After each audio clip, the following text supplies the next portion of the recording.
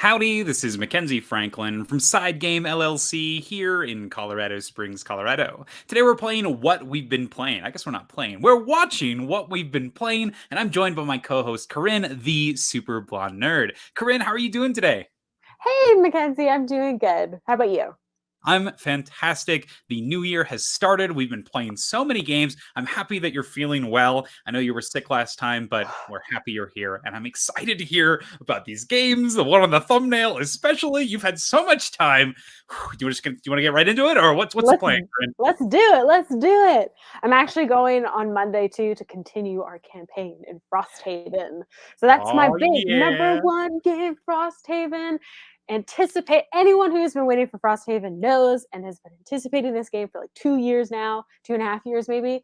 Also, just following the story and well, not the world, the story, the mechanics of the original game, which was Gloomhaven, which is as close as you can get to D&D campaign, character building, RPG.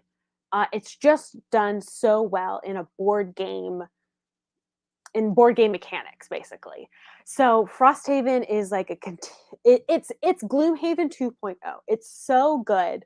Um, the things that it has included, so it has just like Gloomhaven, I think like 16 different races that you can unlock as you're going through the adventures of Frosthaven. Frosthaven is this abandoned, run down town in in the snowy mountains, and you are basically working. This is not really spoilers because this is really like how it starts. You're Okay. working together in characters with the starting characters that you have. I think there's 6 different types of like classes, starting characters that you can choose from, and you guys are working together to basically rebuild Frosthaven to make it um, fortified to for all of the things like you just saw on that cover of beasts and frost, not frost giants, I can't think of the actual race name, but like so many different enemies that are in the mountains and all of the things themselves. So something that this is included, which is different than Gloomhaven, is not only are you building on your campaigns, the different scenarios that you start at the beginning, the scenarios you work through. At the end of your scenarios, you go back to Frosthaven. Frosthaven's your base. You're going to work with all of the XP that you collect. You're going to collect different types of loot, um, and resources in order to help rebuild Frosthaven. So it's kind of like adding side quest slash like oh, what is it? Like farm simulation almost, where you're like Yeah, working like together. community management, some sort of Yeah, city building. community management. You're working together to like choose what buildings to build. So then those will help you create more resources, which will help you build more things to help you fortify the city, help you go on more scenarios. So it's all building upon each other. And then it's just got great lore all surrounding the area of Frosthaven, as well as each of your individual characters that of course you're working together to like gather experience on, to level up your characters, to unlock more characters. It's so well done and put together. There are like over 160 different scenarios that you unlock, and it depends on which ones you're going for. So you choose scenario 2, that's going to unlock scenario 7 and 10. Like there, it's just hours and hours and hours and hours and hours of campaign working together with your team, leveling up your characters. The big map that you get along with Frosthaven, it has, just like before, if you've played Gloomhaven, the stickers to help cover your town, to say like show, oh, you've unlocked area A, you've unlocked, all of these different story plots, and again, places to explore and scenarios to go through, new enemies, as well as fan favorites from, again, originally the world of Gloomhaven. So it's still in this universe, it's just like a different area. Yeah, I have been super impressed with it so far. And we've only done 5 or 6 at this point, which I think has been 5 or 6 scenarios, and it's been over probably like 10 hours of gameplay so far. because one scenario we had to redo, because that's something too with Gloomhaven and Frost. Like you're kind of just tossed into it. Like they give you kind of like a starter scenario to like practice and like do, but you're just going through it. It's not super easy, but you work together, and that's like the worth of it all. You know, it's super satisfying once you beat your scenarios and everything. Yeah, they have such cool starter races or classes, and yeah, as you can see by the size of the map, I mean, it's huge. There is So that's so one much question to that I had for explore. you was what Yeah, race did you pick? Who's your starter character? I am that one right there, the Aether Necromancer. Tell me a little about them and what Frosthaven combat looks like, or what the scenarios look like. So my Necromancer, specifically Aether's, this one in particular, like we have the ability to kind of reach other dimensions, but I think particularly like the dimension, the beyond the veil kind of thing of like death. So my way of combat is usually using either, oh, what is the word? There's like a specific word for the mechanic, like not servants, but Summons? summons. Yep. I use different summons, and they're usually like very undead. So I have a lot of skeletons at my disposal at the beginning. And as I level up, I will be able to summon even more powerful summons to Okay. use. And I send them out usually to be kind of like not the tank, but to definitely take on a lot of damage for the other players. Because there are certain ways that I can kind of make it so that they can't be killed immediately, because their stats aren't like super heavy, at least my beginning one so far. The other thing that is a lot of my mechanic is I am technically also a healer of the group, but Okay. the way that I heal the group is usually by hurting myself in the process. Okay. So there's definitely a balance, a dark balance, of being able to take care of um, my group, because I'm also very slow. So there's definitely a balance. And there's let's see, I'm the necromancer. My husband is the other kind of like darker start, which is what is it called? Let's go scroll up. The Oh Valrath yeah, here, the yes. Deathwalker. He's the Ooh. Deathwalker. We have well, we just unlocked a class, so I won't say what that Oh is. But snap! Okay, yeah, we in five unlocked a scenarios. yeah. Whoa. Yeah. And once you get there and figure out, it's very apparent where it's like, oh, okay, this makes sense of like why we got it so early. You're kind Okay. of choosing sides, and that's all I'll say. Interesting. Yeah, Okay. yeah, Oh, yeah. wow. So my husband's the Deathwalker, and then the other two friends, because he was choosing between the Deathwalker and what I was called the Paladin class, which is the, I think, Spear Bearer. Yeah, the banner Banner spear Spear. here. Haha, I was close, but we didn't choose that. He went with the Deathwalker. Um, then go up one. Okay. The All blink right. blade. The Blink Blade is another person. The Blink Blade is super cool. It's like Flash meets a rogue. Oh, that's Just so exciting. This is yeah, the one that I want to play for yeah. sure. I I see it's think got you would like this definitely enjoy it. time distillation where you can do fast actions or slow actions, and Yes. that sounds so satisfying to me, like switching forms. I like that Hmm. mechanism in a lot of games, like in Yeah. Unmatched, there's Alice who can go from like big to small, or Jekyll and Hmm. Hyde. This one sounds like it's that, but also Yeah. Gloomhaven. And they took what I think is like the dinkiest class, these Quattro guys. They did it in Jaws of the Yeah. Lion with the Demolitionist. I thought he was Yes. I amazing. played the Demolicious is in the Jaws of Line. I The loved that best one. character. And then this Yeah. one sounds so cool. Oh Yeah. my god. It's really, really cool. And then the last one is, I think I'm sure it's the one above. Yep, the not Inox Drifter. Mhm. Which I think that one is, he's like a jack of all trades. Like he's kind Oh, of good with nice. everything. Yeah. So there, honestly, like any of the classes that you choose, I think is going to be super interesting to start your game with. And that's what's something that's really good about Frosthaven. I feel like they've really, at least from the ones that we've seen so far, like they really have there's just so much detail and depth into these characters, and especially like looking at the cards that you'll get as you when you level up, you get to look at you get more card options, more experience, more powerful attacks and all those things, which is just even more gratifying. Yeah, it's been super fun to dive into this. And again, like I said, we've only done like 5 to 7 scenarios, again, because we repeated one. So we haven't done that one, like, set us back or whatever. But it was definitely worth it. And again, you get to keep, I think, your certain experience. You get to keep certain experience even if you have to redo a scenario. There's like specific rules, and they're really good about, as far as we can tell, like covering as many questions as possible. And again, read through all of the rules or all of the scenarios before you ask questions. We had to figure that out because we were like, this doesn't make sense. Like, where it doesn't say like where this is, and then we had to keep reading the full scenario before we were like, oh, they answered the question. So Gotcha. That's good to know for first place. yes. Now, my last question for you, Corinn, on this is, what is your favorite thing that Frosthaven does that wasn't in Gloomhaven?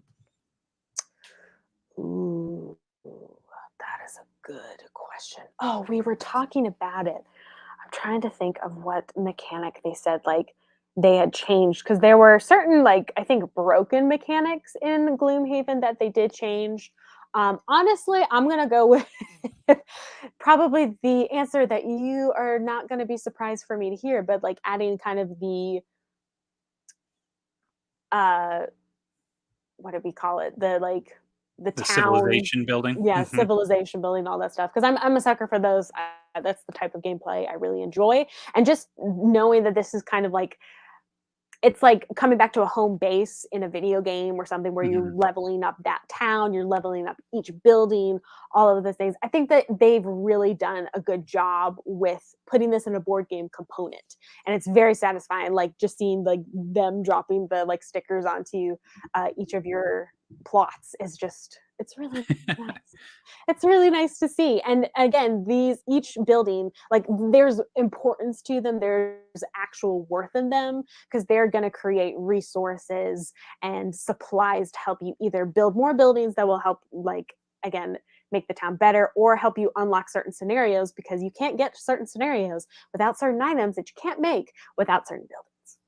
And my So last there's, question on yeah, this, I'm happy that you enjoy this part of the game. It's the one thing I was a little apprehensive about. sure. Is the town phase portion streamlined? Is it organized? Is it something that you can look at and clearly understand, okay, this is where I've come from, this is what I have accessible to me? Is it like that, where you can look at it and feel Mhm. comfortable with exploring? Yes, yes, they do a good job of explaining. We definitely had to take our time, like the first go round, just reading through what they said, like you needed to do. But once we went through the first like town phase, which was at the end of the whole scenario, again coming back from battle, all this stuff, we're like, oh, okay, this Mhm. makes more sense. And once you start building buildings or unlocking things, whatever you need to do in the town, I think it's going to make just more sense. And again, you'll have more resources to unlock. And I don't think it will be, so far that we've noticed, I don't know if it will be like super time consuming in the sense of like how many scenarios will it take to unlock all of these buildings, because they've purposely placed like loot and resources to help you further on Oh, nice. your Okay. city. Yeah. Gotcha. Any other final thoughts for Frosthaven? I'm so excited to find out like what other classes and different big bads and all that stuff like we're looking for. So I'm excited. Oh, so awesome, Corinne. That's the sign of, I think, a great campaign game is it keeps you coming back and it Oh yeah. has that little carrot on the stick where it's like you have something that you're always looking Mhm. forward to get. Yes. That is perfect. So I'm glad you found that in Frosthaven. Sweet. And nothing else to add on Frosthaven? I'm sure we'll hear more of it later once Yeah. you've played through more. We could even, I don't know, are you planning on doing a review of Frosthaven once you've completed it? Ooh, that's a great idea actually. I'd be curious to hear your thoughts on the overarching campaign. Yeah, absolutely. Awesome. So that is our first game that Corinn's been playing, and that is Frosthaven. So I'm going to see your gigantic campaign game, and I'm going to raise you my gigantic campaign game. This came to me on the 22nd of December of last year, so not that long ago, and it is called Aeon's Trespass Odyssey. So this is a huge campaign game that I had. It was on my radar. I was getting into board games for the first time, getting into kickstarting things, and I was very much into Kingdom Death Monster at the time, a gigantic horror civilization game, very similar to what you described with Gloomhaven. But this one promises a similar experience with a mixture of Greek fantasy as well as combining a seventh continent exploration. So this is Aeon's Trespass Odyssey. Now, this game itself, though, I have to say, it's in a two-half system, very similar to a lot of other campaign games, Oathsworn and Frosthaven being two popular ones right now, where you have a story half with exploration, and then you have a combat half. And this one is a boss battler. You're going to be fighting these gigantic Greek creatures. And then during that non-combat phase, you'll be exploring, reading event cards, and then building up technologies, crafting items using gear that you found or that you've taken off of these defeated characters and creatures. And so you're managing not only your ship and your Argo and your crew, but then when you get into battles, managing these giant titans. So the battle itself has you piloting titans, and so you are just people, you're Argonauts, people who live on the ship. But when you get into the battles, you assume this, like, think Pacific Rim, where you're linking into these gigantic titans, and these characters are ridiculously huge, and they're big enough to actually fight these, what are they called? These primordials. You're fighting primordials. And so they have an AI deck that's going to drive their actions. And then when it gets to your turn, you're going to have a certain amount of action points that you can use. You'll have a movement point, and then you'll have a attack point, essentially. And you can use those in different combinations to trigger different abilities. Generally, you're going to move, and then you're going to smack the heck out of them. And based on the amount of rage that you have, you're going to increase your powers. So you have this thing called a Triskelion, and the Triskelion will not only represent the different facets of the game, so like how your hit points, your danger, your luck, but it also determines your end game condition. If you use too much luck, then fate has decided that you need to die. So if you, it's like 3 health tiles basically. Oh my gosh. If you are too angry, you get consumed by your rage, and you could die that way. If you are in too much danger, it's so easy for you to get killed by like a single attack. It is wild. So you have these gigantic miniatures that you're fighting in the boss battle style, and after you defeat the boss, you'll go back and forth from your different phases. It's insane, and it's very similar in the amount of content out of Frosthaven, where you have these different cards, you'll have that map exploration, and then building the different explorations. So I want to start off with my highlights of this game. First off, the battle is the best part of this game. You have those AI cards, those decks, and it features an escalation system that is brilliant. So what happens is very similar to Kingdom Death Monster, which is this is clearly inspired from. Whenever you attack one of these large primordials, you will reveal a body part card, and it shows you where you actually hit the card.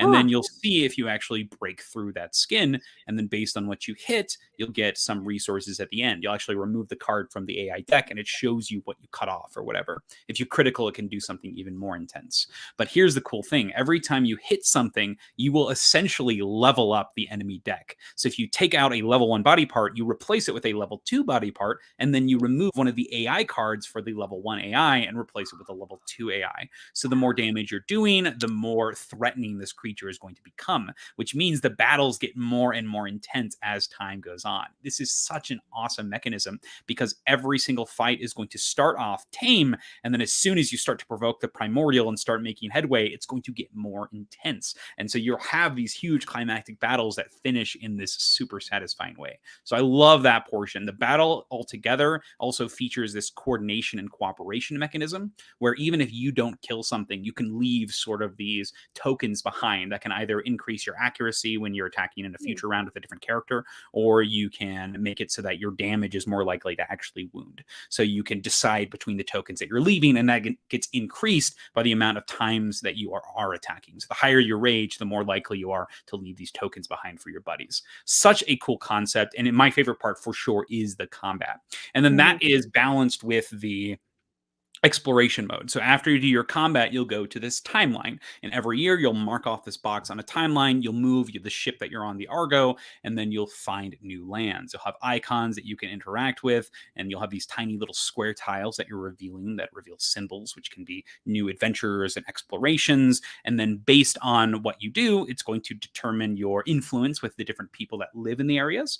And so that can determine the outcomes of certain events and how you're interacting with not just your crew, but the huge civilizations at large that you can trade with. Now, this is my overall gripe with the game, though, is I think that this game has traded some of its streamlinedness for this bit of a fiddly nature with this exploration, which I think is a bit of a detriment here. And it's why I was wondering in Frosthaven how that civilization stuff was being handled.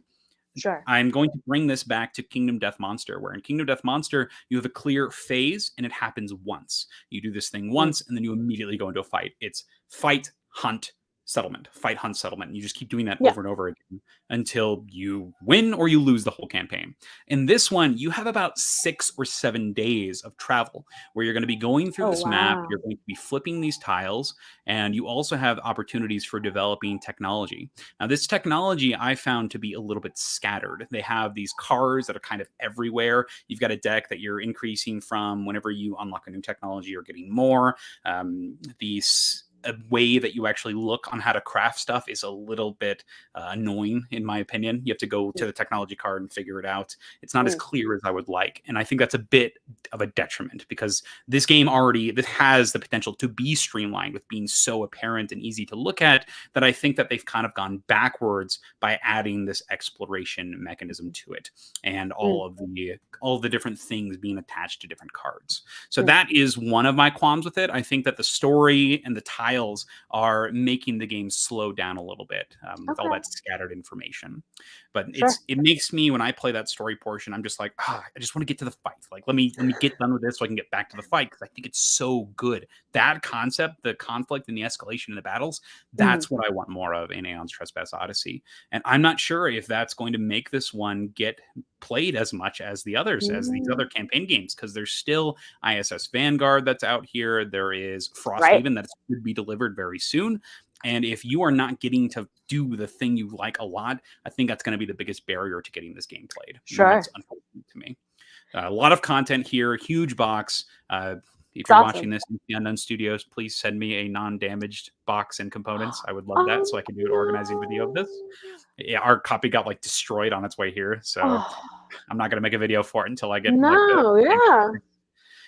so please send us a cool one so we can do our organizing video. But I want to do more fighting. That's what I want in this game. Oh my gosh, it's so good. Even with the streamlinedness of Frosthaven, we have at least one of our players. She's very like kill, like just get to the fighting. But I do believe I agree that Frosthaven's even with the component of like building the city, I still think it's streamlined. Of like you start with your like city town scenarios, then you do your big scenario fight, and then whatever you have reaped from that scenario you do and add to like unlocking things in your city, building buildings, all of those things, or making also potions. That's something new too, like herbs or potions or like components, unlocking certain items. But all of them are important. It doesn't feel like you're wasting time. And it's every day. So it's not like just days of doing those scenarios. You're always has an opportunity to like fight. So I think that's where Frosthaven like probably does it a little different. That makes sense to me. It wants you to participate in that combat, in that experience, and then immediately use it and then keep going. I feel like Frosthaven, based on your description, knows that its combat is what's bringing people in. And you want to be doing that so you can get those unlocks. This one here has a lot of story and exploration at the forefront, which I think it does well, but I don't think it's as strong as the combat, and it's getting in the way of me getting to that combat. But overall, I think that Aeon's Trespass Odyssey is one that I am probably going to play some more because I want to see how the different characters interact and react. I want to see how the new items work in the combats because it is so gratifying. And I think that we'll see if those bumps of this technology system become too big of barriers for me wanting to play this more. Sure. So But you any come back to you and do a questions? review. Oh, we'll see. I don't see, and this is why it's already like hitting me. Like right now, I'm like, I don't know if I'm going to finish this. I'll be honest with Oh you. Like man, that yeah. story portion is just not super exciting to me. When they pitched the idea of the exploration, I had backed the original Seventh Mhm. Continent, so I hadn't played any of it yet. But Yeah. Seventh Continent was not one that I super enjoyed. I thought it was Okay. okay. After Mhm. like the first couple of hours, it immediately became very grindy and not something I was interested in. But this one has that as such a prominent mechanism in the game that Mhm. we'll see if it ends up playing out. Like as mentioned before, already I'm like, I don't know if I'm going to play more of this right now. Yeah. It's Yeah. going to go on the back burner a little bit. Coming back to the combat, because I know you were talking about the primordials and hmm saying that you're just cutting off body parts. So I'm assuming you keep coming back to the primordials for each combat, and it gets stronger and stronger as you're fighting it. So Basically, in is a that what I'm single understanding? combat, those monsters are getting stronger as you fight them. Okay. So Okay. every time you deal a hit in that combat, then they get stronger each time that you are Okay. attacking them. All right. In future battles, so when you finish that boss battle and you start another one, you'll fight the same type of monster, but it'll start at a higher level, which will give it some Okay. sort of modifiers, maybe increase its toughness or Got its it. starting AI card. So it starts the game Mhm. more challenging to sort of level up with you. Cool. But during that fight, it gets stronger Okay. progressively. So Got it. from fight to fight, they start with different stats, but in the actual fight, it's going to escalate. So I Okay. love that. In that one experience, you're going to have a lot of different damages. I do Mhm. want to give this game some credit, though. It does try to help out with the streamlining of this information by reducing the amount of unique resources in the game. Mhm. So there's not like 1,000 different resources. It's Sure. like kill this thing, you get 8 of this specific type of organ or these pieces of the boat. So things Mhm. like that. So I like the steps that it's taking to try to be a little bit more clear and organized, but I don't think it's strong enough when it comes to like the scattered technologies or the map exploration. Gotcha. Very cool. Okay. Cool. hmm So That's so yeah, cool, though. but this game definitely the combat is the highlight for me. And that brings us to the first question that I want to put out to the audience. And if you're watching live, please let me know what you think of this. I want to ask is what sort of games have escalation mechanisms that you love? For me in Aeon's Trespass Odyssey here, I love that escalation in the combat. As you're fighting, the enemy is getting stronger every time you deal damage. It's so satisfying and gratifying. And you see this in lots of games. Corinn, what's one game that you love that has an escalation mechanism?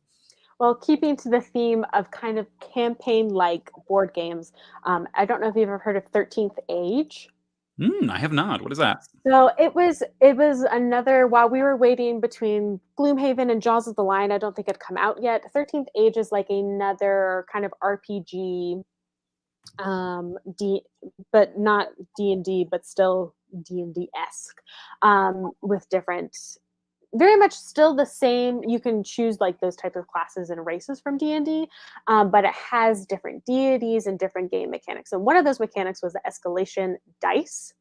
So as Oh, you do your combat, you start your escalation dice on 1.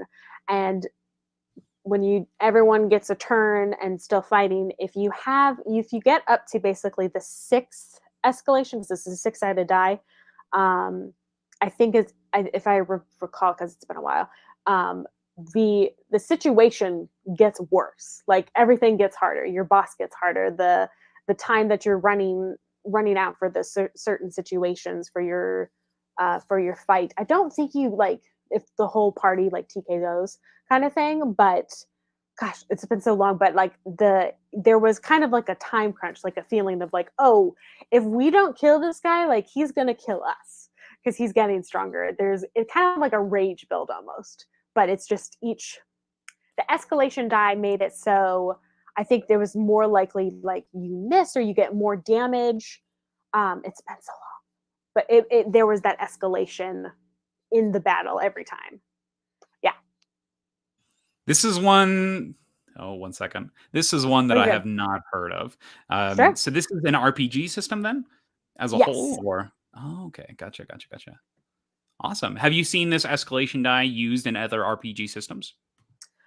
Um, Not that I can recall like right off the bat. I just remember being introduced to that escalation die specifically in 13th Age. Gotcha. Okay. Very cool. So the one that I wanted to talk about really quick, and this is a very minor one, but it's for one of my favorite games. I got to play this yesterday. I'm thrilled. It's for Blood Rage. So Blood Rage has a very simple escalation mechanism in the cards that you're being dealt. Every single round, you get to draft 6 of what are called God's Gifts. And so these are the Nordic gods bestowing you these amazing powers. And every single round, they escalate in power. Because you have less time to use them, they escalate in power. So to make up for the lack of time you get to actually use them. And so every round, you're excited because they're just ramping up in their strength. And so each time you get a card, you're like, yes, I cannot wait to use this thing. And every card is so powerful. It's one of those drafting games where it hurts whenever you pass a hand of cards because you're only allowed to take one of all of these amazing cards, and it hurts so much because no card is bad, and you want to make sure you get to use all of your cards. So I love Blood Rage, and I think that the card and the escalation, the natural escalation of the cards is perfect here. And you see this in a lot of games like Underwater Cities or anything that has these like cycles or ages of decks of cards. So if you're watching in the comments now, we've got one here. Oh, excellent. Mom Gamer is joining us live. Thank you for being here. Always a pleasure, Mom Gamer. And so if you have any suggestions or games that have escalation mechanisms that you love, we'd love to have you put them down in the comments, whether it be live or later on. You can put them in the comments. I'll make sure to respond, definitely.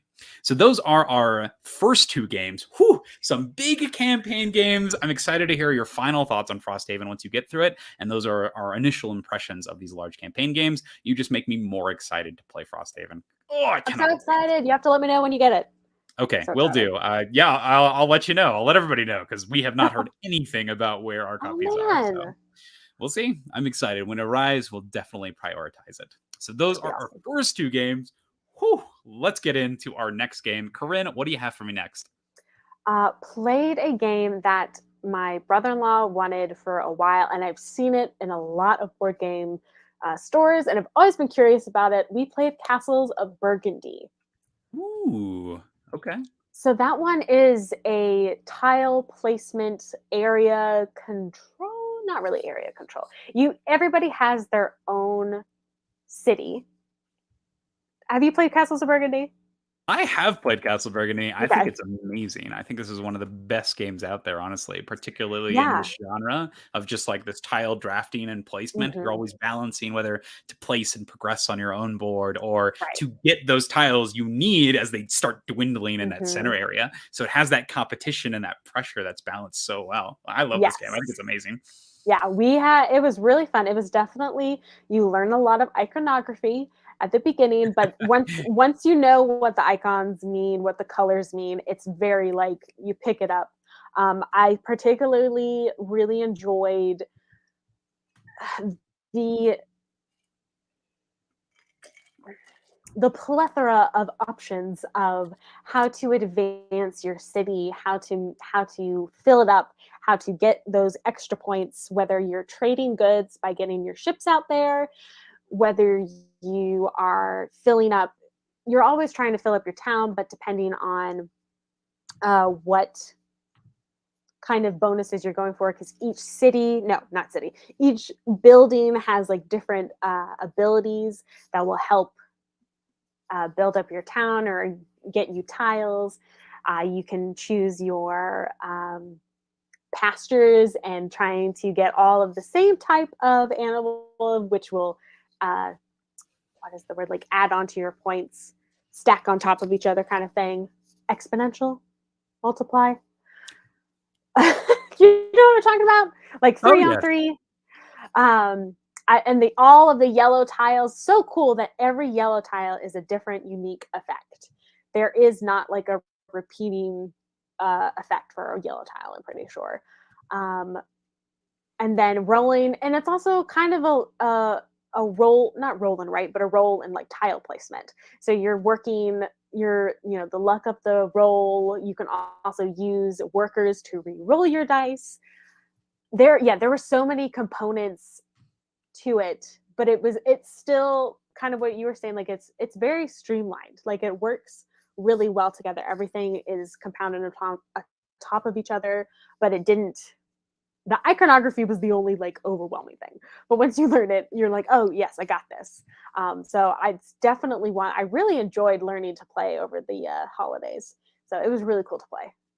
I'm so happy you got a chance to try this. So Yeah. definitely understandable. The first time anybody learns this game, there's like 100 different symbols in the first 2 rounds. So you're just like, Yeah. it's super hard to get into if initially.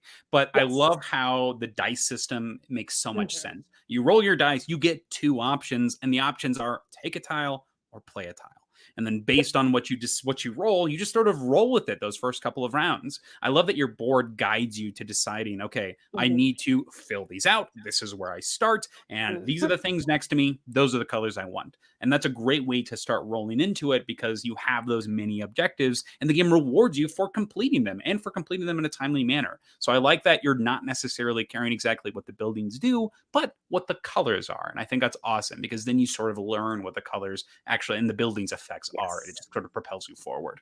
Mhm.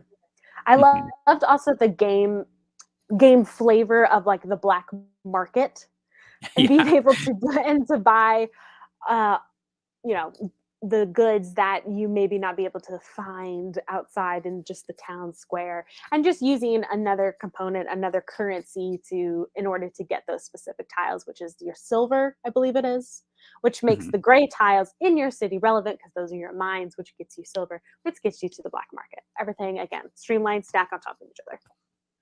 Yes, I think that that's such an awesome mechanism because it's a secondary thing that you're pulling from, but it also Mhm. fills your hand up also, which means you're not Yes. taking the stuff from the main game board, but you're getting those unique resources. I love stuff like that where it's almost like a second hand, where if you Mhm. need something, you can spend that extra resource to get them. And if you haven't invested in them, you don't even have access to it. Oh, there's a fancy edition of this game actually being delivered this year with these acrylic tiles and miniatures for some of the Ooh. non-randomized components. So like the things that are always the same, the Mhm. castles and the mines. So those things never change. So you don't actually need to shuffle them or anything. So I'm excited. It's the same company that does Tainted Grail and Nemesis and what's that one? ISS Vanguard they just released. Mhm. So it's a huge component upgrade, I think, and I'm thrilled. One of the coolest things they do is on the science tiles, the yellow Mhm. ones, they actually tell you on the back of each of them what their effects do. So there's no looking up. It's just easy to be able to reference. I Nice. think it's so smart. So there's a lot of things to be excited for Castle of Burgundy. I'm so happy you like this one. Yeah. When do you think will you play this one again? And what are you excited most about playing together, Oh, if you are? absolutely. I'm really excited to try honestly, the different city variations. We Okay. started with, I think, the most basic one. I'm not really that one. Yep, Yep. that one specifically. It's probably the easiest one to start off with. I love, maybe I don't know, I love being able to have different boards. It reminds me a lot of Tapestry, which is another game I really enjoy, where you have that extra added bit of complication because you have to fit it in this certain grid that is created for you, which just adds another variety to your game. I agree with you, and it also changes the prioritization of the different Hmm. tiles, which adds Yes. to the unique competition that's gonna make each game go through. I love that. Yeah. I'm so happy you got to play this. You're having a Yeah. banging week, I'm telling you. Starting with Oh, it was Frosthaven and good. Castles? Heck yes. Awesome. Yeah. Anything else to add on Castles of Burgundy, Corinne? Are there other versions of Castles of Burgundy? I feel like I've seen, is it like expansions or just separate games, but still like in the Castles of Burgundy universe, if that makes So sense? there are 2 versions of Castles of Burgundy right now. There's that one, which is like Okay. the older one. There's also an anniversary version that's got like Okay. updated artwork. So Okay. maybe that was the one you played. Maybe. That's the one we have in the library. And then there's the new deluxe edition that's coming out soon. Okay. There also is like Castles of Burgundy, the card game, the dice game, the roll and write. There's a variety. This is a very big Oh. heavy hitter in from Yeah. Alea. I know I've always like seen the iconography and stuff, but I never like took the time to be like, oh, is this an expansion? Oh, what is this specific? So, Gotcha. like if it was like Dominion, where you have like 5 different expansions, but they all add to the same game. There are a lot of tiny micro expansions. The cool Okay. thing about the anniversary edition is they did consolidate all those mini Hmm. expansions into one. So that's Okay. super nice. However, it's now obsolete because of the new deluxe edition, Oh which no. made even more expansions. But if Okay. you like the game, you're probably getting it because honestly, the anniversary edition was not that much of an upgrade of the Okay. original. It, it made it a little bit harder to actually play the game, Oh, particularly when cleaning up. And I find that kind of annoying. gotcha. But Understood. having all the content there was really nice and uniform. So that was cool. Cool. I do have a quick comment from Mom Gamer here. She's curious if we've had any interest or any chance to look at the Dice Tower promos that grabbed our interest. Have you seen the Dice Tower Kickstarter? Mm-mm. So I have not either. So they have a Dice Tower Kickstarter that they run every year to help fund their Mhm. channel. So go shout out there if you enjoy the Dice Tower. They do have that, and they offer these promo bundles that are from different publishers that are an incentive, a thank you for supporting them. So it's not something that you have to do because their content is free. But if you do like them, I do recommend that you go give them the support. So I haven't seen their new Kickstarter, so I think it'd be kind of fun actually to go look at some of these promos and look at some of the packs and maybe one that we'd be interested in grabbing. So that's kind of fun. Thanks for the suggestion, Mom Gamer. So let's go ahead and pull up the Kickstarter here. As you can see, they're doing pretty dang well here. They're only like $6,000 away from their goal. Well And the done. 14 days to go. I know. That's awesome. Yeah, good Congratulations. job. So let's take a look at some of these promo packs. As mentioned before, they have a groupings of promos, and they do this just so that it's not a nightmare for them to ship, which totally makes sense. I know that I would hate having to like customize these orders. So let me whoosh down here to the bottom here. Look at those promo packs. So each of these are promo packs, and they include a certain amount of promos. So they have ISS Vanguard, Oathsworn, Flamecraft, Foundations of Rome, Adventures of Robin Hood, Waste Knights, Call to Adventure, Last Aurora, Dwarf Spring, Monster Pit, Picture Perfect, Tiny Towns, Sunny Day Sardines, Forsaken, Ascension Tactics, all in one pack. My gosh, that's a banger of a promo pack. Woo. Well, and there's specific like cards and stuff. It's like not the actual games, right? Correct. It's like promo cards or things that you'd Cool. shuffle into the decks. That's a lot. Of these That's are still a lot, though. That's really cool. Yeah. And these are a lot. Some of these were some of my favorite games from this year. Ascension Tactics and Oathsworn. And they even have some classic older games like new Tiny Towns cards. Or this is insane. A new Foundations of Rome promo. Look at that. Roads of Fortune. It looks like it's something that gets maybe slotted on your board. It's just things for cubes, it looks like. Whew. Artisan Dragons. Oh my goodness. Adorable. New Oathsworn promo? I imagine it's going to be an ally or something, but wow. So that's the first pack. That's the Archer pack. Bard has Obsession, Endless Winter, Wayfarers of the South Tigris, Green Team Wins, Lacrimosa, Terracotta Army, Living Forest, Lisbon Tram, Next Station London, Longboard Delicious, Woodcraft, Campaign Trail, Texas Chainsaw Massacre, Argent the Consortium, Astronauts. Whew. So far, I think I'm still leaning towards that first one, but this one has a lot of awesome hero games in it, but too. I'm seeing Cleric, but Tainted Grail. Already grabbing me. I don't know. Cleric has Tainted Grail, new promo pack. Earth, Vagrant Song. Alternate Lost Souls, that's fun. Roar and Right, Unmatched promo, that's cool. Dog Park, Catacombs, New Weapons, Fall of the Mountain King, Dawn of Ulos, Cristallo, Don't Go In There, Onitama, Ragnaroks, Clank Catacombs, Radlands, Merchants of the Dark Road. So I just counted that. That's 16 different additions or things to your board games. 16. That's amazing. And then Druid has Marvel United. Oh, that's kind of amazing. That's 2 brand new characters from Marvel United. That's cool. A Nidavellir promo. Sleeping Gods, Distant Skies. So games that aren't even out yet. War of the Ring, the card game. Cora Quest, Mindbug, Bites, Deal with the Devil, First in Flight, Keep the Heroes Out, Drop Drive, Coral, Dungeon Fighter, Caper Europe. Ooh. Alternate Thief variant with a set of Blaze Suits gear. What? That sounds insane. That does sound cool. And Space Base. Oh my gosh. So, Mom Gamer, I'm gonna have to take some time to think about this one.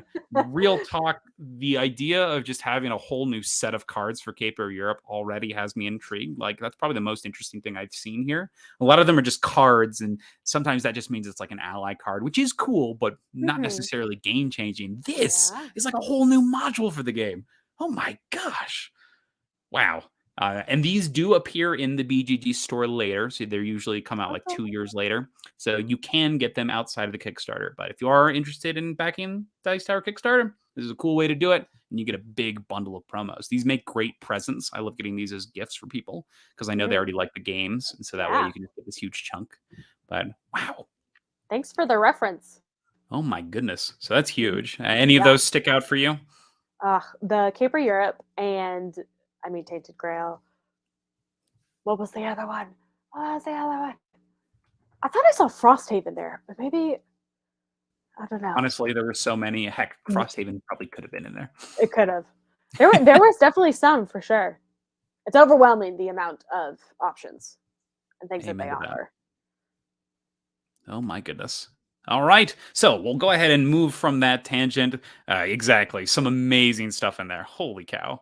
But let's go ahead and move on to some more games that we've been playing. So this brings me to a game that just arrived on Monday. And oh my gosh, I love this so much so far. And I think the theming is spot on. This is Marvel Zombies. So Marvel Zombies is a new Zombicide game in the Marvel and Zombicide line, which is amazing. And it's a great combination of the two. They're taking this Marvel idea, but instead of playing as the heroes, you play as the zombies. And you have a hunger that has taken over you. Every single game you play, you'll have a specific scenario objective that you're trying to complete, and that has you controlling your zombie heroes and trying to consume and control your hunger so that you can make sure you complete whatever objective it is. Right now, Ariana and I are stuck on a scenario because this game is super difficult, and we are just trying to break into the Avengers Tower, eat some people that have specific keywords and passcodes so we can actually get in, take the plan for like the special communications array, and then get out. And we keep on getting murdered in the last part. But wow, the scenarios are fun and easy to set up, and the characters are a blast. So some positives here from Marvel Zombies is the difficulty and the power of your characters. So when you play, you're going to get a different zombie hero, and each of them has their own way to play. So, for example, Hulk is ridiculously good at destroying high toughness characters. He's the strongest Avenger, so he's going to be able to blast his way through a lot of the different heroines and heroes that you'll fight. So if you get a Scarlet Witch, send out Hulk to go take her out. Otherwise, she's almost impossible to kill. And then you'll have Captain Marvel, who's got the Danvers special, who's able to get some extra attacks and is super efficient at killing lots of minions, small minions at the same time. And then you have Wasp, who can fly around. And wow, it's so much fun because they take the characters and they do a really good job of combining them with the zombie flavor. On top of that, you also have a pusher luck system that's integral to the entire experience. In the classic Zombicide game, you roll dice to deal damage, and then you get to use your abilities and activate things. And a lot of times, your abilities will allow you to do bonus actions, maybe cheat the game in specific ways. In this game, almost all of your abilities are tied to the mechanism called hunger. Now, hunger is the driving force that runs your characters. Every single round, you're going to tick up your hunger by 1. And at the end of your turn, if your hunger is at full, you take a damage, so you just can't sustain yourself. But if you have made it to the top of your hunger track on your turn, you are what is called ravenous. You have to only do 2 actions from now on. You can only move. You can only devour. And when you devour somebody, you consume somebody completely, and you set your hunger to 0. And you're back in control now. You can do other things. You can open doors. You can do objectives. You can do whatever. In addition, if you devour somebody and it's a bystander like Sharon Carter or Okoye, you get their ability forever. You consume them, and now, oh, I ate Okoye. Now got the battle skills of Adora Milaje. Awesome. And so you actually take their character and put it on your board, and you'll have a new ability. That's hilarious. You consumed.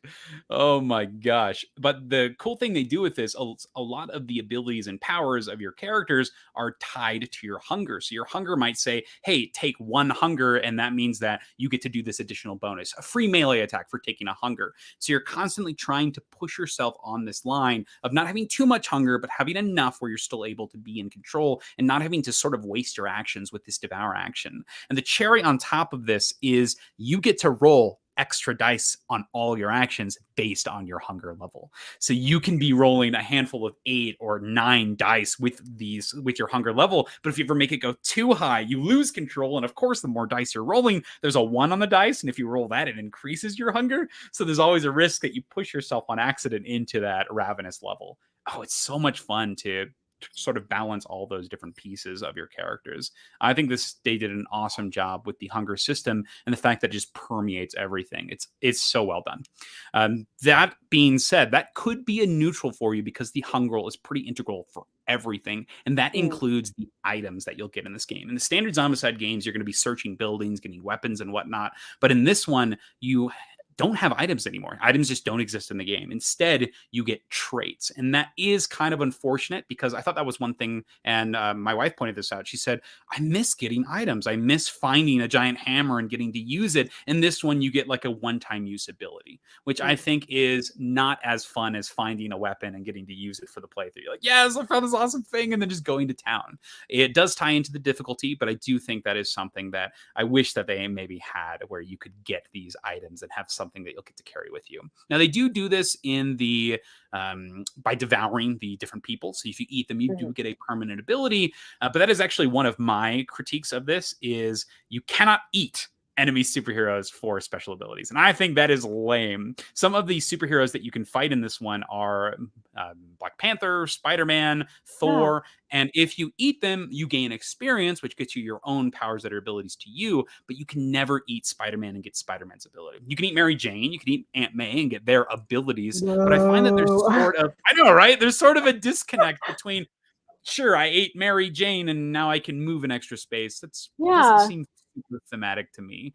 So I think that's my biggest ding here is the thematics of I get just XP if I eat Spider-Man, but if I eat Mary Jane, I get a special ability. And it's sort of a weird concept. So I wish that there was some way that they could integrate that, but who knows? Maybe it's something that they'll develop, or maybe that's a future stretch goal or expansion. I'm not sure all the content that's coming right now. We just got the base game, but those are the two things that I would fix is having some item or ability that you'll get forever that you can search and unlock. And then the ability to eat superheroes and gain some form of their ability. I'd really like that.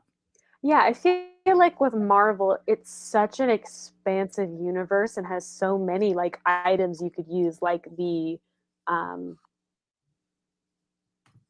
if I could think of words, Doctor Strange's necklace, or the Eye of Agamotto. Yes. Yeah, Spider-Man's if it's that version of Spider-Man where it's his mechanical web shooter, like painting. Yeah, like stuff like that where like you're a zombie, I get to use Thor's hammer. How cool is that? You know, whatever ability being able to use. And again, also eating other Marvel superheroes to get their powers. That seems like elementary. Like, yes, you should have done that. I get it being maybe like overpowered, but yeah, it's a little unfortunate because you get it. I understand why they're doing it for like mechanism and balance reasons potentially, but I think it's a big miss on the thematics. That being said, one of the coolest things about this game is the fact that it is challenging. In the original Zombicide, you're probably going to win. In the Zombicide second edition, you're going off, you're going to get your weapons, you're going to have a great time the whole time. In this one, you are plotting, you are thinking, you're like, oh my gosh, they're coming in here and this is terrifying. What am I going to do for this? And I love that because it forces coordination and cooperation, but you are looking at your character and what you can do and what you can do to help. And you're being adaptive and reactive because there's so much push or luck into this that you're like, okay, I accidentally went ravenous and now I can't do this thing. Please help me. Oh my gosh, I'm going to die. I can only eat one thing at a time. And somebody has a trait like, ooh, I got this trait that I can use this. And it's so good. I like the mechanisms in this game a lot, but I think the thematics could be tweaked just a little bit more. But I'm excited for more of this. We're probably going to play more today because we had so much fun with it. Wow. Marvel Zombies is awesome. I think this game is really good. Great. Yeah. Any other questions on this one or things that you'd like to see? Have you played Zombicide before? Not at all. Would this be one that you're willing to look at, or would you rather just have like, there's a Western one, there's a space one, a Black Plague one. There's also, what other ones do they have? Like fantasy themed one with the Green Horde. So which one would you be interested in trying? Between all those, probably like the Black Plague or like fantasy. You're in luck because that's apparently the best one. So, heyo. So we've got some other excitements. Mom Gamer just received her copy and is super excited to paint them. So I'm excited to see what it looks like. We saw some great examples here. I want to play more Marvel Zombies. Having an awesome time with this one. Woo! Yeah. So that brings us to our last game, Corinn. What's the last game that you've been... Oh, I forgot to mention. Oh, it's okay. We'll skip it for now. You're good. Okay. Unless you want to talk about it. Up to you. The question for this one. It's up to you. How you doing on time? Fine. It's Fine? Friday night. Okay. I got nothing to do. We're doing it. We got nothing to do. We're streaming. That's what we're doing. That's right. Cool. So we'll go ahead and we'll add our question then. So our question for this one, and once again, if you're watching live, please let us know in the comments. We'll make sure to feature you here or later, put it on the video, and I'll make sure to respond. But what new version of a game took something out that you loved in the previous version. In this Zombicide example here, it's the items. I wish that you could find cool items. And as Corinn pointed out, there's so many cool items in the Marvel Universe. Why are these not in there? That makes so much sense. Why can't I find a time stone? Why can't I find the web shooters? That's so awesome. So that's something that I think is missing from here. Any games that come to your mind, Corinn, when I ask this question? I could not think of one off the top of my head currently. Because most of the times, the ones that come out later are things that rectify the original game. But I haven't thought of one that made it worse. So far. It's not necessarily that the game is worse, because sometimes the reason they take it out is it's either bloat, or maybe people didn't like it that much, or didn't seem that integral. But I can understand you missing it. One example that I have for this is Camel Up 2nd Edition. This is one of the best games ever, I think. I love Camel Up. I think it's the best version of this like racing and betting style game.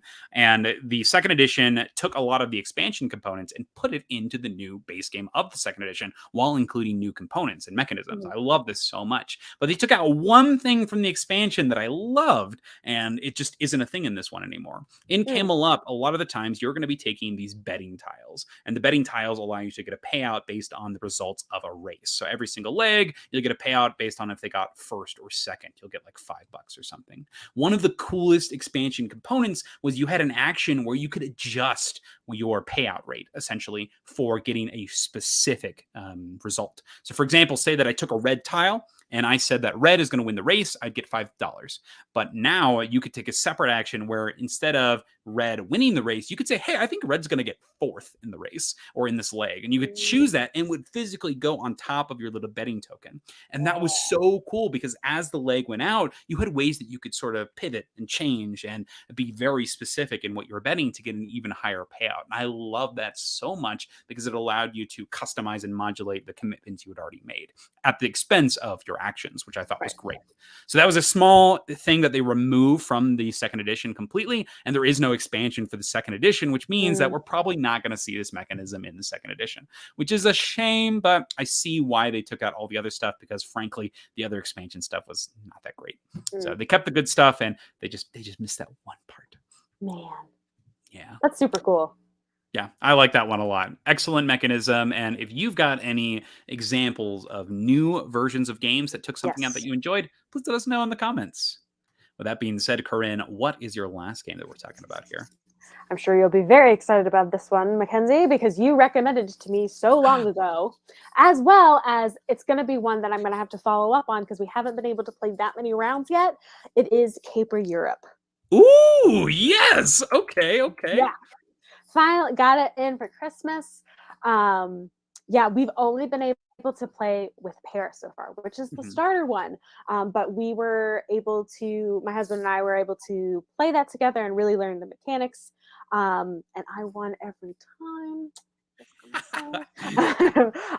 But yes, Caper Europe is a super fun 2-player versus game where you are a mastermind trying to hire out different criminals to pull off the greatest caper. And you have 3 different areas, buildings, shops that you're going to in order to grab items and stolen goods, as well as getting certain extra points depending on how you're kind of stacking your your crew. So I'm really excited. I have definitely enjoyed seeing that each location that you go to, which is like Paris, Rome. I know London's the highest one, the hardest one, most complicated one, and then Barcelona. I don't know, honestly. I know them by their colors. There's orange, there's blue, there's dark, there's dark blue. Yeah, and so each location has not only different thieves that come with it, but there's different, I think there are different gear, as well as just like the location bonus. So for Paris, you get an extra point per stolen good that you have in your crew, which is very nice and convenient. So we got to play a few rounds of it together just to really kind of get, because I think the first time we did it, we added you only get a certain amount of cards, thieves per your round. and we added them to the thieves that we had put in our hideout. I don't think you're supposed to bring those cards back, right? Out of the hideout? Like once they're done, they're done. Yes. Yes. So the first round, the first game we did, we brought those back and we're like, we shouldn't have these many cards. Like it should be running out. So we had played that wrong. And then we kind of reread the rules. And then we're like, okay, no. This is definitely this way. So you are it's not risk, but like every round that you're getting closer to the end of the game, the less thieves you get to choose. So you have to be really picky about which location you're buying for in order to get the location bonus, as well as how many stolen goods you're going to get. So yeah, it's a very quick to learn, but also still very like thinky. I can't think of the word. But yeah, using your brain. Yeah, I'm really enjoying it so far. This was one of my favorite games from last year, and the fact that every card is excellent, but the order in which you play them matters so much. Awesome. Yes. That's the best way to do a two-player drafting game. Yes, absolutely. I agree with you 100%. And like I said, super excited to try all of the other locations. I mean, we had a lot of fun with Paris, but I'm excited to see all those other ones. I hope you have a fun time with it. Where are you going to go next, do you think? I mean, I think we'll definitely follow kind of like the complication or the complexity order. So either Rome or whatever that third location is. I want to say Barcelona or You're probably something right. like that. Yeah. Because London is the most complicated and has the most bits of it. I have hit my earphones out of my ears twice now. You're so excited moving your hands. Yeah. Karate chopping.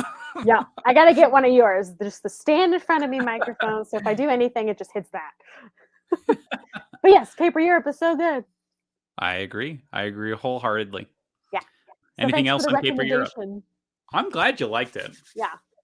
Do you know if they're coming out with like any more expansions, more locations? No idea. It was a pretty big critical consensus though that loved this game. So yeah, who knows? We've got Parks expansions, and that company is pretty good about supporting their old games. So I imagine we'll get more for Caper.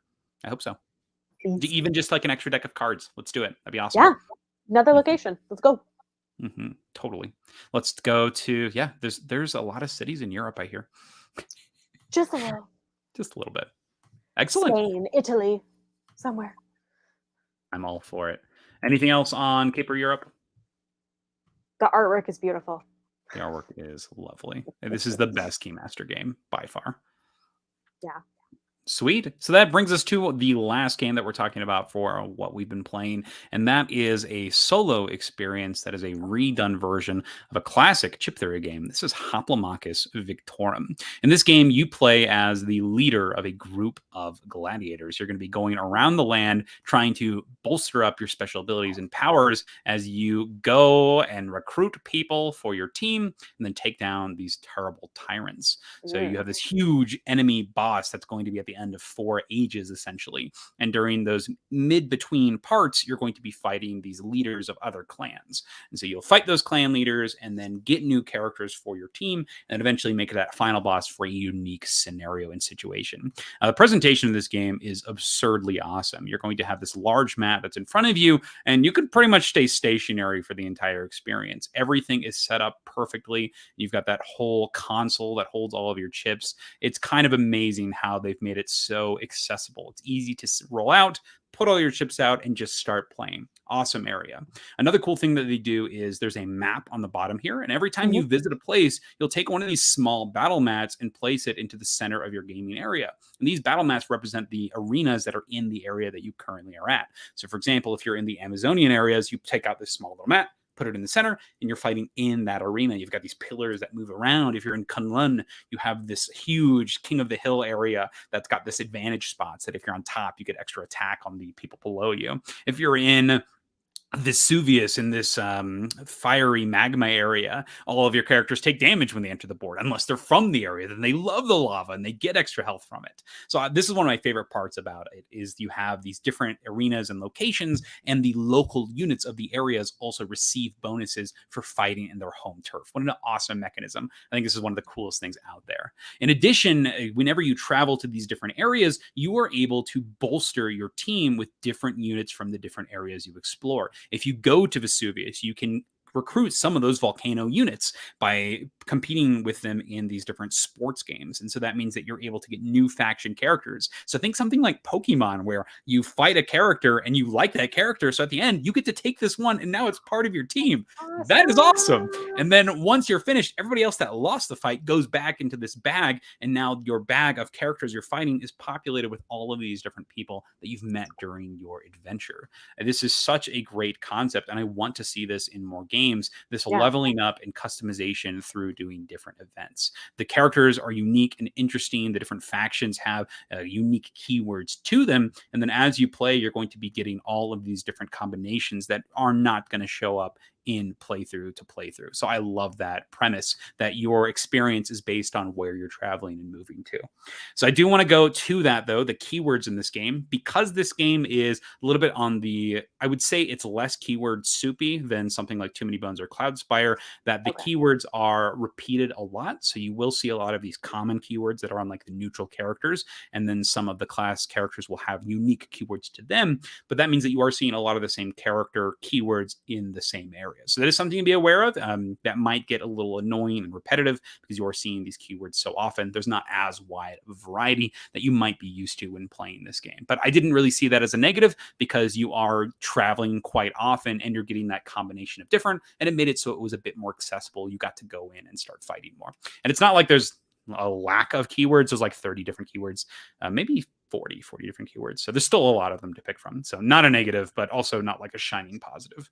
And then I did want to touch on a bit of negatives here, though. The first one has to do with just the overall length of the game. And this is a huge thing, because this is set up as a campaign where you do have this giant beast that you're getting to fight at the end of it, but you do have to go through 4 years essentially before that happens. And that can take quite a while, and that can lead to some repetitive battles where, yes, you are changing the battlefield each time you visit somewhere, but that doesn't mean that you are traveling super often, because those battlefields are locked to those lands that you're on. You can feel sort of like in this monotonous pattern. Like if you're in the Amazon areas, you're going to be in there for probably a while as you fight characters, level up your character, and that can lead to some of your events and your attacks feeling like they're taking quite a bit of the same paths, and you're moving, you're attacking, you're using some of the same tactics, despite it being a unique situation every time with these different characters. So it does feel strange that even though you have so many different points of customization and variation, you do feel a little bit like you have these repetitive battles. And particularly the length, I think, adds to this, because it doesn't have that unique arc experience that Too Many Bones has, where you are constantly getting a new unique ability, using it right away, and then it caps off with the enemies changing based on their value of the chips. And that's something that I think that this game desperately needs, is a way to make the units different based on the level of your own character. The way that they compensate it for it in this game is, instead of changing the actual abilities and the strength and the stats of the characters, you just fight more of them. So instead of, in the first age, you fight what's on the card. In the second age, you fight what's on the card plus one more. In the third age, you fight what's on the card plus 3 more characters. And so you're fighting the same stuff, just more of it. And I think that Too Many Bones did this perfectly, where instead of just fighting more level 1 guys, you're fighting a level 20 person. Oh my gosh, terrifying. I mean, you might just be fighting one level 20 person, and you fight them, and you're like, oh my gosh, I'm going to die to this one character. But in this one, you're fighting a horde of like 20 of the same character. So I think that is something that needs to be maybe fixed or approached, because I think that's going to be a big detractor from a lot of people's experiences when they play Hoplomachus Victorum. But those are my overall thoughts on it right now. I think that Too Many Bones is still going to be my go-to one that I pick up and play all the time, because it has that escalation mechanism that we mentioned earlier, plus the level up system and just the way that it works overall. But I love a lot of the ideas on Hoplomachus Victorum. I just want to see those additional ideas, keywords, and progression that's put into it, and maybe a decrease in the overall length in game time. Is this made by the same Sorry, is this made by the same company who made Too Many Bones? It is. Okay. Their first game was Hoplomachus, and then they made a brand new version of it that is solo only. So this one is specifically a solo game. Gotcha. Mm-hmm. Cool. Because I was like, the fighting mechanics is identical to Too Many Bones, so that makes sense. It is. It is very similar, where you are grabbing dice, throwing them out, you're moving around, you got the chips for your health, tactical combat. That's the biggest difference, though, is that the customization on your character is the big focus. In this one, it's the customization of your team. So adding different chips and bringing different characters in with different powers, and the lineup of the characters. So as mentioned before, very similar to something like Pokemon, where you're getting your different characters and then sending them out. But yeah, I wish that it had that difference in the power level of the characters, and it wasn't just more of the same sort of generic bad guy. Yeah. But that's Hoplomachus Victorum. And this is a good question. And it kind of goes with the theme of our entire video here. And I think this is one that if you're once again, if you're watching the comments here, I'd love to hear what you think about it. Oh, quickly, let me check it. Is okay. So quickly, if this ties into our talk about Frosthaven. It ties into Aeon, Trespass, Odyssey, and now here in Hoplomachus Victorum. My question to you, Corinn, and everybody watching is, what's your ideal length for a campaign board game? For me, I felt that this one was a bit too long. I thought you were doing too much of the same thing over and over again. I think it would have been tightened up if you shortened it to maybe even just 2 years or 3 years, or maybe even just 1 year would have been fine. I'm not sure. I think that it is a little bit too long, which is adding to that. So what do you think? So think about your ideal experience. How long would you like your Frosthaven experience to last? How long would you like your game of multiple sessions to last for? Forever? No. Forever? Forever? No. Geez, all right. We're very different gamers, Corinn. No. I'm thinking, because there is a calendar in Frosthaven that we are marking specific scenarios that we can unlock or do on those calendar dates. And so I'm trying to think of how long that calendar is. If it's like 2 years. 2 years sounded like, because 4 years definitely I feel like sounds what is the word? Like, just it's almost, it's too much. Okay. Like, you're in for a slog. But I think it also depends, because like with Frosthaven, there are so many things to contribute to, and like you can level up your characters and have your characters complete their like secret missions or goals. Yeah, the retirement goal. Yeah, their retirement goal, and then you can do a new character and then try to get them retiring. So you have that timeline sense. Like, you need a certain amount of time to be able to do all of those things. But for, like, I guess the main campaign, 2 years sounds like the right amount of time. Now, this is like 2 years in game time or in real life Oh, time? yeah. That's what I was going to ask too, of like, what time, or what are we talking about here? Are we talking in-game time or outside game time? Now, Billy Spencer here actually has so close to my correct answer. Billy says that he loves Arkham's campaign length, but the longer the campaign is, the less I'm going to finish it. I agree with you 100% here. I think Arkham does it perfectly. The way that they feed you the victory points of the game, and games are usually around 8 missions long. You can increase the length by doing these side scenarios, but generally 8 missions is a good amount, and I think that's almost perfect. I think this is my second favorite campaign game, period. And I think that the campaign length has a lot to do with you getting it played and then immediately wanting to restart and coming out with new characters. So Billy, you're almost on the head here. But my favorite campaign game is Sleeping Gods. And Sleeping Gods, the way that it does it is it's player driven on how fast you take things. If you dilly-dally, that increases the rate at which you're going through your campaign. On a turn, you get to do one action. And then if you do a single action, your round's over, and you only get 18 rounds in a whole year, in a whole season, and you do 3 seasons of the game. So you only get a total of 36, 48, 54 turns in the whole game. And then the game's over.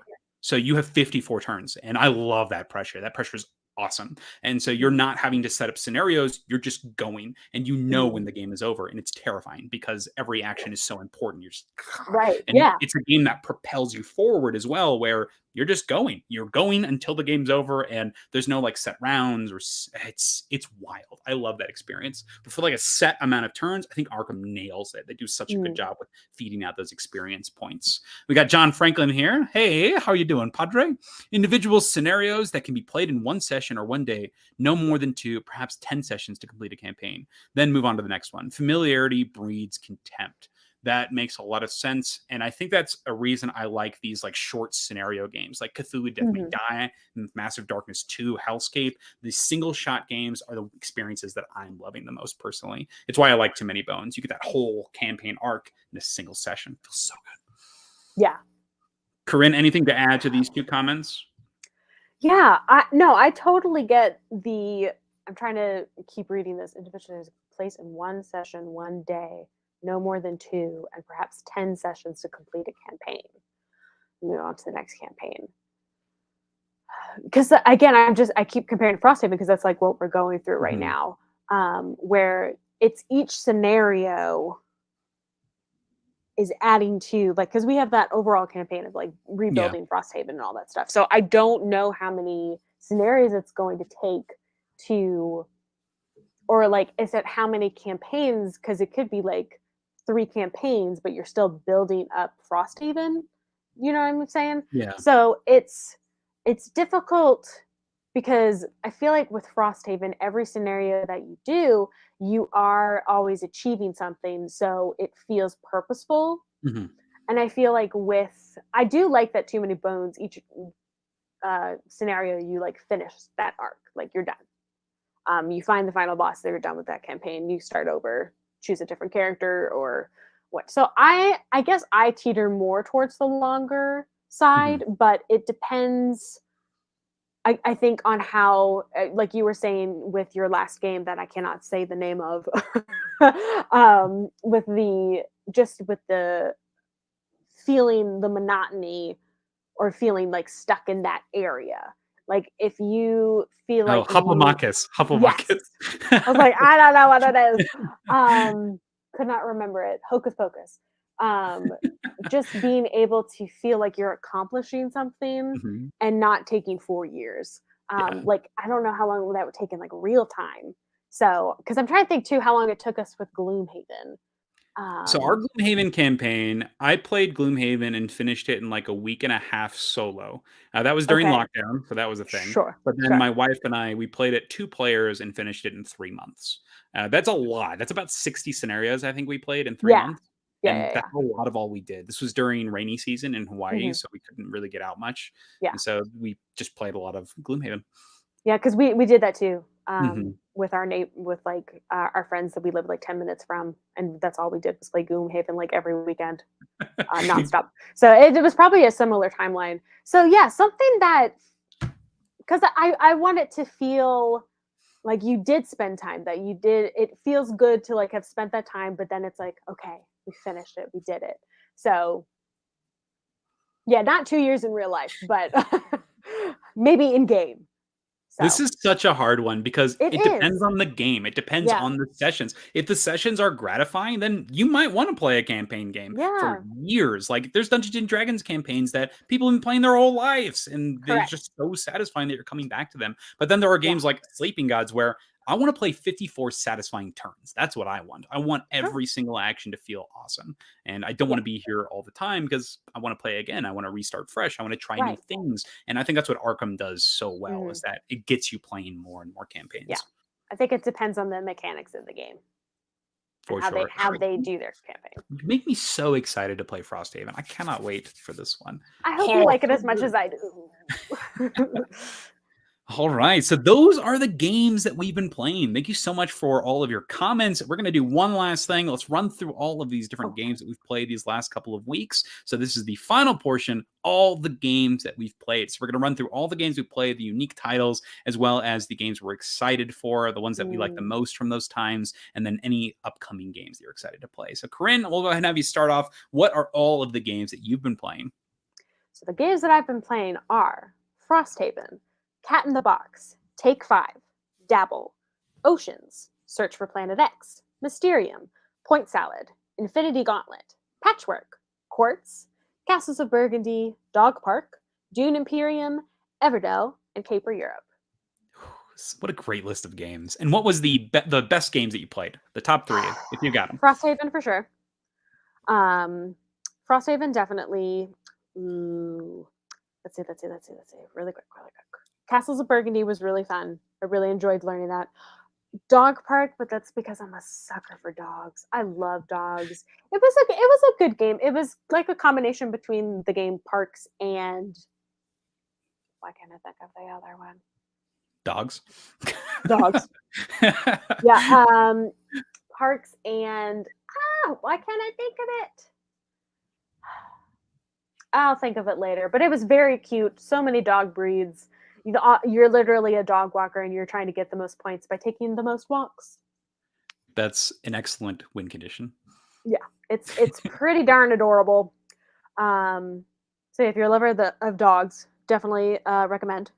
And then probably my least favorite, Dabble was fine. It's like a word game where you're just creating words through a tier list of like 2 letters, 3 letters, 4 letters, 5. It's just like a family party game. It was fine. I did okay, but it was not my favorite. Gotcha. The rest of your games sound pretty dang good, though. Yeah, no, it's okay to not really have anything on your bottom 3. Oh man, I don't really have like none of them were like, oh, I didn't have fun, but it was just like out of all of them, Dabble was probably like the meh. Gotcha. Word games aren't my biggest favorite type of games. Gotcha. I'm not with Paperback Adventures. Best word game. True. Best word game. Paperback Adventures. Anything else on your list? Any other things that stood out? Oh my gosh. We already know why you love Frosthaven. I do. Yes. Patchwork was a very cute 2-player game. It's very much like I don't know, my brain. Blockus? Oh yeah. Blockus? It's very much just kind of like Tetris, putting it together, and then you get more points by picking pieces of fabric that fit and have buttons on them, and they give you more buttons to use to pay for bigger pieces or more expensive pieces. So that was really cute to play. And then also, just really quick, we played Everdell, but we played Everdell with all of the expansions that my sister. No, they didn't have the big box. It was actually just the ones that they have so far. We haven't been able to play the new ones that came out this year, which I didn't even realize, or 2022. I didn't even realize they had come out with the train one and then the like dark. I'm like, so I'm so excited for those. But we played with all the ones that we had so far, and Spirecrest was killing us because all of the seasonal conditions were like everything costs one more resource. Because we had the special like creature powers, we didn't have an extra worker for the summertime. And then we lost another worker because of the winter condition. It was like forest fire. Someone died. Oh my gosh. It was the worst Everdell game we had, in the sense of like how difficult it was. So that was like such a bummer because I love Everdell. That's so funny. I love when that happens in Everdell. I love it when I just get like kicked in the shins, because then every card feels so good when you play it. Oh, it feels so swept from under your feet, land on your bottom. Yeah, that's what happens. So when you play all of the expansions together, that's what you're gonna get. Oh, that's rough. But I'm super excited for the other expansions of Everdell. Yeah, so the train one is excellent. I think that one's the best expansion after the Spirecrest one. I think Spirecrest the best though, and then the train one is second best. It's got some really unique cards and free comboing that you can do. Good stuff. Yay! So exciting. All right, let's get into my list of games. I have 37 unique titles in the last week and a half, starting off with Warp's Edge, Unmatched, Battle of Legends, Marvel Legendary, Massive Darkness 2, Marvel Champions, Terra Mystica, Utter Nonsense, Hoplomachus Victorum, Atiwa, Hallertau, Dungeons & Dragons, Stellarion, Woodcraft, Frostpunk the Board Game, Clever Forever, Maracaibo, Planet Unknown, Ragemore, Heat, Pedal to the Metal, Blood on the Clocktower, Spicy, Challengers, Marvel Zombies, Obscurio, Wayfarers of the South Tigris, Tybor the Builder, Marvel Remix, Blood Bowl Team Manager, The Lost Ruins of Arnak, Now or Never, Aeon's Trespass Odyssey, Underwater Cities, Three Sisters, Blood Rage, Root, The Bonk, and Mechs versus Minions. Whew, my top 3, I got to play 4 games of Blood on the Clocktower. I got to actually participate in these too. And I won twice as the demon. And one of my greatest achievements, I played the original Trouble Brewing script, and I pretended to be one of the worst characters, the butler, the whole game. Butler's effect, they pick somebody, and every night they pick somebody, and they can only put their hand up and raise for vote if their master does, if the person they picked raised their hand. So I just pretended I was the butler the whole game. And even though I was the demon, and I was just gimping myself the whole game with like restricting my voting pattern, and I won as the butler demon. It was so good. Yeah, that's good though, because it's like, oh, I'm so weak and lame. Like, oh, so nobody's gonna kill me. It was or great. It's not worth killing. Yeah, that's good. That's clever. And then the other one, I got to be the Poe, and I could kill 3 people at the same time at night. It was a sweet. My evil team was insane. Shout out to my friend Denise. We crushed it as evil. Last thing is I played my largest game of Blood on the Clocktower yet. We had a 19-player game. We had 4 travelers, 15 of the townsfolk and demon players. It was amazing. It got down to the final 3 on the last day, and how long was that game? Barely won. The game was about 2.5 hours long with 19 people, which wasn't That's bad. I think it was actually pretty dang good. And then we played a bunch of like 10 and 11 player games afterwards. But wow, what a great game! One of our friends, Scott, he was going away, so we had a big going away party for him, and then did some big Clocktower for it. But it what a way to go out! Yeah, and I think he won every game that night too, so he was pretty thrilled about it. So that was excellent. Blood Rage, got to play Blood Rage yesterday. Confirmed, it's one of the best games. Like that experience was perfect. Oh God, what a great game! I had 2 new people who had never played it before as well, and they had an amazing time. Just the constant engagement and the escalation of the abilities and powers, and just the feeling good the whole time. What an amazing game. It was me and my friend Dan that were 5 points apart in the final score. He was going for a strategy where we're just trying to die a bunch, and I was going for a strategy where I was just trying to win as many battles as possible. And so it was that constant clash of ideologies. Amazing experience. And then last top is Marvel Champions. I had this actually excellent playthrough that I put on the channel of an Adam Warlock playthrough where I played the worst deck possible I could have imagined. Yeah. And it was so much fun playing with Jank. Every possible bad thing that could have happened did, and it was great to play. Bottom 3, Now or Never actually was on the bottom. At the end of that gaming experience, I kind of just stopped caring, and that was kind of unfortunate. I just kind of had done everything, and it just didn't. I felt like I was just kind of spinning my wheels. My first couple games of Ragemore were sort of unfortunate. It was kind of boring as the game was kind of playing itself. Didn't really felt like I had a lot of decisions that did improve over time. That doesn't change my feelings on those first couple of plays. And then lastly, I had a really bad play of Root yesterday. This was the same group that had just had an amazing time with Blood Rage. And so it was awesome. It was like coming off the high of Blood Rage. They're like, oh, let's try Root. And I was like, sure, sounds great. And the downtime in it really killed it because it was a lot of just trying to understand your abilities and powers. It makes sense. 4-player game of Root, first learning game. We had 2 people that knew how to play, and we were helping out the others, but just didn't hit as satisfyingly. I sweeped the game with the Corvid, the birds, and I love the Corvid. So fun. And so it was like a 30 points to like 15 and 16 and 10. Yeah, those aren't as fun. Yeah. It was not as satisfying. And coming from that high of Blood Rage, it was like, oh. So those are my bottom 3 from that week. But my upcoming 3, and I'm going to ask you this question. I have Lands of Galzyr on the floor over there getting organized currently. I have a game of John Company's 2nd edition set up on the table there to play tomorrow. So I'm hoping to play, well, not hoping, I'm playing the multiplayer game tomorrow. And please be good. Please be good at multiplayer. I was totally underwhelmed with the solo experience. And then lastly, I'm hoping to play the expansion for Nivelier, that is Idaval. So it looks like it's super easy to implement. It's just a deck of cards you put on the 2nd tavern. Hope it's great. So those are the things that I am the most excited to play for next time. And Corinn, what are the 3 games you're most excited to play? We are getting together on the holiday on Monday to play some more Frosthaven. Super excited for that. So hopefully we can get through a bunch of sessions and not have to repeat any, but we'll see. So super excited for that. Definitely playing some more Castles of Burgundy as well as Caper Europe, going to all those locations. So those are probably those 3 for right now. Oh, heck yes. So literally the 3 games you talked about today. That's awesome.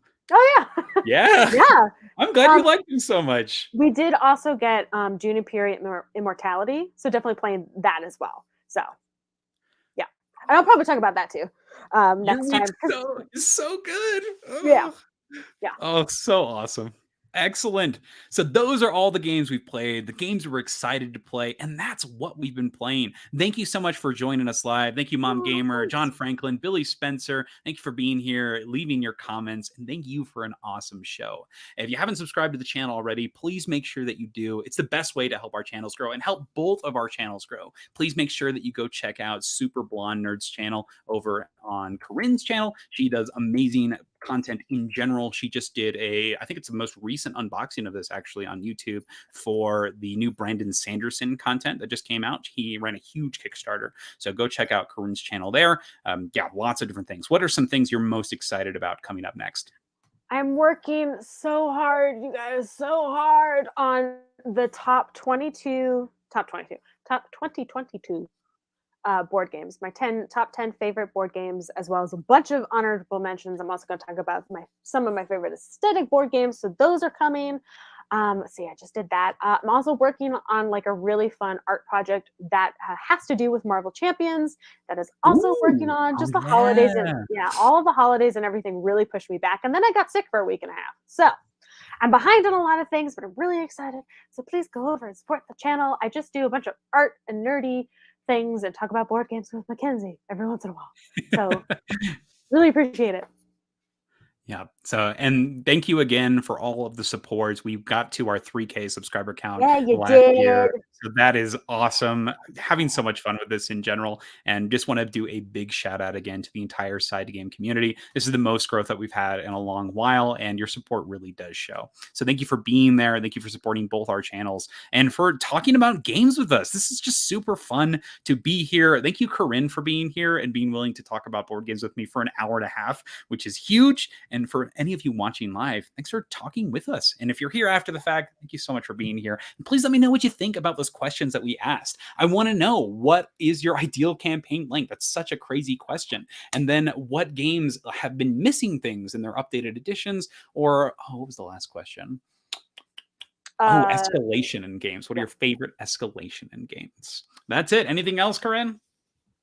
SideGame Strong. SideGame Strong, y'all. We'll see you later.